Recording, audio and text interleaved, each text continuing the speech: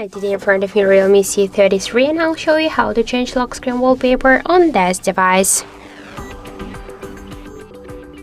So first we should open the settings application and then tap to the display section. Then click to wallpaper. We can select our new wallpapers from photos or just wallpaper and style section. Just click here to change wallpaper.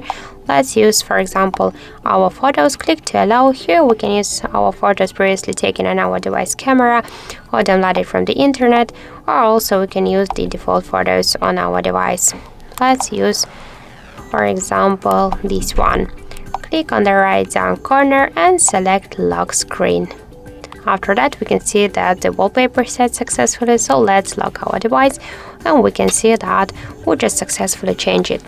If you wanna change the wallpaper by another way, just hold for a while first your home screen, click to wallpaper and style, and by the same way click to change wallpaper, select one from this, just wallpapers. For example, let's use photo from our device gallery, then use this one. Wait a couple of seconds, click to the left down right corner, select lock screen, and that's it. So thank you for watching, and if you will find this video helpful, don't forget to leave a like, comment and to subscribe our channel.